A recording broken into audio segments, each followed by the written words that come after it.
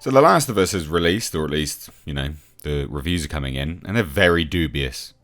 Very, very dubious. Now look, so be it from me to be too, I guess sort of critical of this, cynical, as it were. But some of them, really, some of them are shockingly good.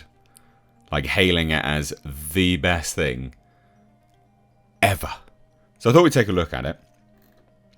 Because again, some of this is just, it's shocking. It's genuinely shocking.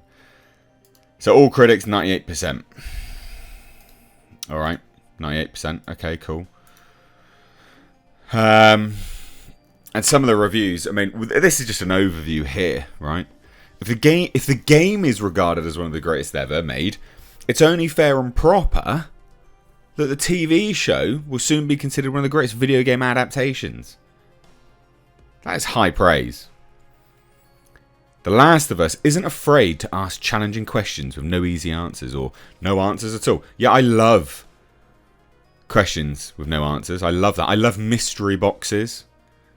Fucking Megan from Bloody Disgusting. They've gone way downhill. I adore mystery boxes. Says Megan Navarro of Bloody Disgusting. That it's so exceptionally meticulously crafted means that it has effectively shattered the ceiling for video game. Shattered! That ceiling's gone. FYI, some of this is comedy. I'm laying it on thick.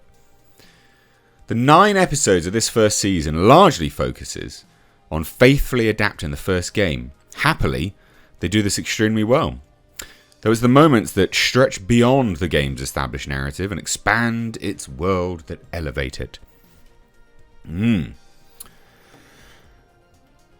Brian, a fascinating deconstruction of the game. Some of these are really contradictory. That leans on character and storytelling instead of action, and it does so in a way that's confidently grounded. The Last of Us is a video game adaptation that manages to not only hit the same emotional and narrative beats of its source material, but expands upon the emotional pull by allowing audiences even more perspectives and stories inside this broken world. Now, just as an FYI, the trailer, it does actually look alright. I do think Joel and Ellie are both incredibly miscast, just as an FYI. But the expansive nature of the world does look pretty good. I did think the clickers looked awful. I thought the sort of fungus, the fungus creatures didn't look that great to me personally, and yeah, a bit bleak, but it's supposed to be bleak. Black Girl Nerds, Wayne Broadway, don't want to assume his gender, but that is a bloke's name. Good television is good television, and this is certainly that. Succinct. Goodness me, the rap. The team has done an excellent job of sticking close to the source material while also breathing life into new characters along the way, creating an engaging and refreshing rendering of a popular genre story. Now this sort of continues, by the way. Comicbook.com. Here's the negative one. By stripping that gameplay out of a game that's fleshed out by televisual tropes, the series ends up as mostly just the latter. Televisual tropes. Interesting. Really interesting. HBO's 9-episode series stayed true to Neil Druckmann and Naughty Dog's stellar game narrative, taking the best of that story whilst imbuing interesting and fresh deviations along the way to deliver an extraordinarily strong season of television. They're literally, this is like the second coming of Christ or something like this. Vanity Fair. The Last of Us series does not feel like a revolution of any kind. It is simply well-made TV that elevates itself slightly above some of its genre peers. What? All right. You've really got to look hard for any negative ones. They're all positive. Essentially, they're literally all positive. One top critic of Slant magazine, Pat Brown, didn't like it. Daily Telegraph, in its scale depiction of dread and its believable vision of friendship in disaster. The Last of Us is a rare piece of TV, an adaptation that makes you want to rush out and play the game. That's right. Variety, what works about The Last of Us works well enough that one sees the near future in which the show winds up among television's best. And there was an interesting review here. An unmissable perfect adaptation of the hit video game series. I mean, it is honestly like the second coming of Christ has occurred. Now, there is some really good elements to this, like Chernobyl's Craig Mazin, right? That is really, really good. That is great.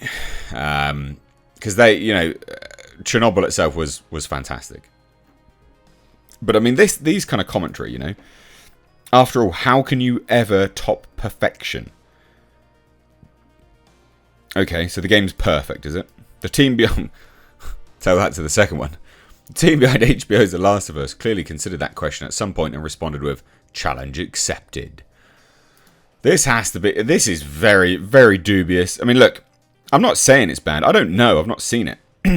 But you can't sit here and say that this is like... You can't sit here and not expect someone to be somewhat cynical. I mean, they even talk about bloody COVID here. With the COVID-19 pandemic still fresh in many of our minds. Yes, everyone that has a wet blanket as well. The Last of Us themes feels particularly relevant, even if the end result is thankfully a far cry from what happened a couple of years ago.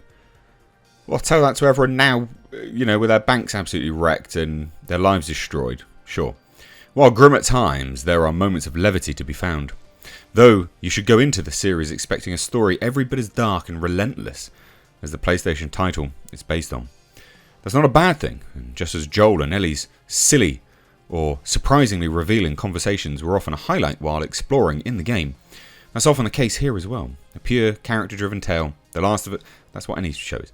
The Last of Us doesn't skimp on gore and action, but it excels by never letting that overshadow what made this franchise great in the first place. Joel and Ellie. But again, remember, they are pretty miscast. Apparently the mutated clickers are terrifying. They look terrible in the trailer. They look like real shit. Now they say, and when Joel and Ellie do cross paths with them, so it doesn't sound like they come across them very often, those sequences are every bit as pulse-pounding to experience as if you had a controller in your hand. Do you see what I mean? It's very dubious. Very, very dubious. I mean, look, I hope this is good. It'd be good to review something that's good. And I've been surprised by HBO in general, or HBO Max, whatever one it's on. Game of Thrones. Game of Thrones spin-off House of the Dragon was great. But I mean, they're singing this praises as if this is like the second coming of Christ. I don't know. And it says, if you're a fan of the hit Naughty Dog video game series, rest assured that you'll find a phenomenal adaptation with this series. I mean, look, we'll see, but it's very dubious. My inner cynic has come out. Let me know what you think down below. You looking forward to this, or to the second ones? Because this is the thing, remember, they've got to save face from that second game, which pissed a lot of people off. So did that game put you off so much? Because remember, this is building to that. So let me know what you think.